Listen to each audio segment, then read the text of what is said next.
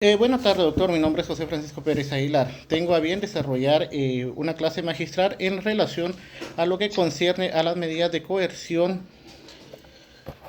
personal o medidas de coerción en el proceso de adolescentes en conflicto con la ley penal. Para el efecto, pues dichas medidas las encontramos reguladas a partir del artículo 179 al artículo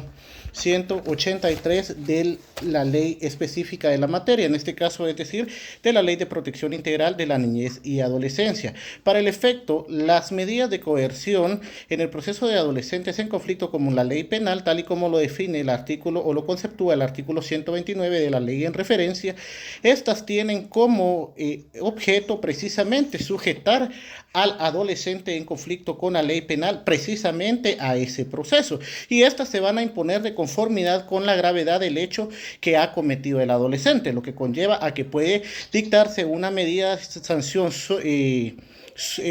una medida de privación de libertad o una medida en aquella en la cual el adolescente pueda estar no privado de libertad, tomando en consideración de que en el proceso de adolescentes en conflicto con la ley penal, precisamente la privación de libertad debe entenderse como la última ratio, es decir, como la última razón de ser del proceso, puesto que lo que conlleva el proceso de adolescentes en conflicto con la ley penal precisamente es la reeducación y reinserción del adolescente precisamente en el seno familiar como en la sociedad, ayudándole con las medidas a entender de igual manera la gravedad del delito que ha cometido, y en su momento pues al aplicar la sentencia pues ya básicamente la responsabilidad, que reconozca la responsabilidad de lo que cometió y que pueda en ese ámbito resarcir el daño ocasionado. En tal sentido, entonces, como bien se ha abordado, esas medidas de coerción, la finalidad en sí conlleva sujetar a los adolescentes en conflicto con la ley penal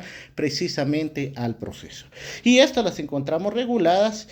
precisamente su objetivo dentro del artículo 179 de la Ley de Protección Integral de la Niñez y Adolescencia, decreto 27-2003 del Congreso de la República, que para el efecto establece que hay tres circunstancias a través de las cuales se debe decretar la medida de coerción. En este caso dice que estas tienen como objetivo asegurar y garantizar la presencia del adolescente en el proceso.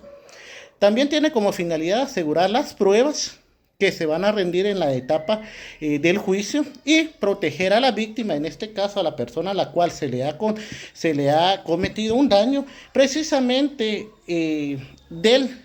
propio adolescente, o en todo caso pues al denunciante o testigo. Y en este caso pues si traemos también en correlación lo que es el Código Procesal Penal, pues también buscaríamos en ese sentido de que el objetivo de estas medidas de coerción precisamente es evitar el peligro de fuga o de obstaculización a la averiguación de la verdad. Ahora, específicamente en lo que conlleva al proceso de adolescentes en conflicto con la ley penal, hay que tener claro que las medidas de coerción dice que en ningún caso podrán exceder de 2 meses, pero estos 2 meses va a ser cuando la persona se encuentre privada de libertad. Vencido este plazo, dice que se podrá prorrogar, pueden ser prorrogadas las medidas, pero tal como lo estipula el artículo 179, únicamente va a ser prorrogada cuando la medida que se haya dictado, esta no haya sido la de privación de libertad. Ahora bien, básicamente esa prórroga va a ser siempre a solicitud del fiscal y el juez está obligado a resolver esa solicitud en lo que es un auto motivado, pero en todo caso el plazo máximo o de prórroga que se puede dar tampoco podrá exceder de 2 meses, es decir, que cuando el adolescente se encuentre con cualquier medida sustitutiva de la privación de libertad,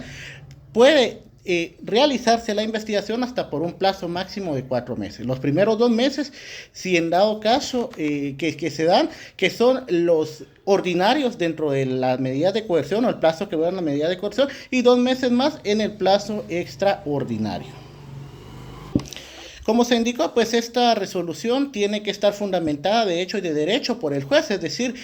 que el juez explique de conformidad con fundamento en el artículo 11 bis del Código Procesal Penal que nos requiere la fundamentación, el por qué es que va a acoger la solicitud que le está presentando el Ministerio Público en cuanto a lo que conlleva la prórroga de esas medidas. Vuelvo a reiterar, siempre y cuando estas medidas de coerción no sea de privación de libertad, porque en el caso de que la medida, es decir, el adolescente se encuentre privado de libertad en algún centro especializado, en este caso, o de detención juvenil, en este caso no puede proceder un plazo de prórroga de medidas de seguridad.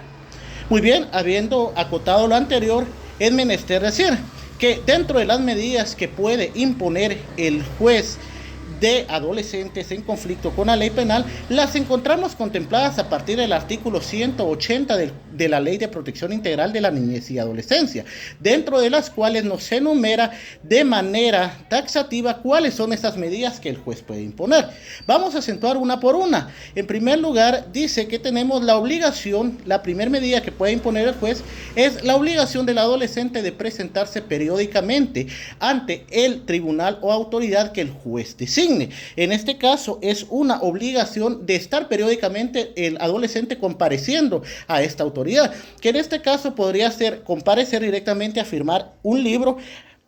ante el juzgado de adolescentes en conflicto con la ley penal o a la fiscalía del Ministerio Público que el juez considere. La segunda medida de coerción dice la prohibición de salir sin autorización judicial del país, la localidad o ámbito territorial que el juez señale. En este caso, el juez le asigna una obligación al adolescente de estar en un determinado lugar y que no puede cambiar o no puede salir sin esa autorización judicial. En primer lugar, del país. Al dictarse esta medida sustitutiva de libertad, lo que se prohíbe es que el adolescente pueda ausentarse del país, o lo que se busca es que el adolescente pueda ausentarse del país, de la localidad o del territorio en el que el juez le va a señalar para que esté mientras dure el proceso de investigación y mientras sea llevado a un juicio oral de forma reservada. Asimismo, tenemos la obligación de someterse el adolescente al cuidado o vigilancia de una persona adulta e idónea, quien será responsable de su cuidado y custodia,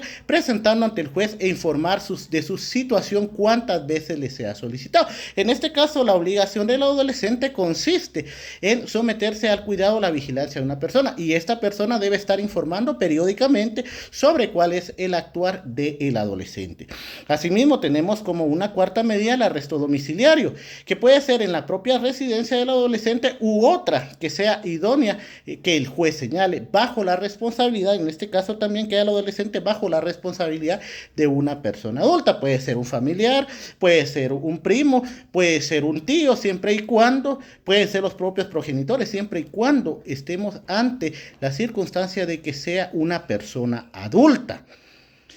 Como quinta medida, tendríamos la prohibición de concurrir a determinadas reuniones o de visitar ciertos lugares. Sobre todo, estas medidas se dictan cuando el adolescente, en todo caso, está sujeto o está afecto al consumo de drogas o bebidas alcohólicas, de estupefacientes, o cuando, por circunstancias de estos consumos, es que el adolescente cometió el hecho delictivo por el cual se le está procesando. Una de las siguientes medidas, que también son cautelares o de coerción, como comúnmente se le llaman en el proceso de adolescentes en conflicto con la ley penal, es la prohibición del adolescente de comunicarse con personas determinadas. En este caso, la prohibición de comunicarse con la víctima. En este caso, de comunicarse con los familiares de la víctima, siempre que no sea afecto su derecho de defensa. Es de tomar en consideración que el derecho de defensa es un derecho irrenunciable y se le puede prohibir el comunicarse con ciertas personas, pero cuando ese derecho de defensa no está siendo afectado. Asimismo, tenemos como última medida la privación de libertad provisional, que esta sería la última ratio. Estamos llegando a la medida donde el juez considera que efectivamente el adolescente no puede quedar en libertad, sino por la gravedad del hecho o del delito cometido, es necesario que afronte o espere a que se lleve a cabo el juicio oral de forma reservada en un centro especializado de custodia. Como bien lo dice el artículo 180 en su literal G, única y exclusivamente en los supuestos que señala esta ley y a solicitud del fiscal. Ahora bien, ¿cuáles son esos casos excepcionales en los cuales el juez no puede otorgar una medida sustitutiva a la prisión? Estas las encontramos directamente en el artículo 182 de la ley de la materia, es decir, de la Ley de Protección Integral de la Niñez y Adolescente, y específicamente establece que la privación de libertad provisional tiene carácter excepcional, especialmente para los mayores de 13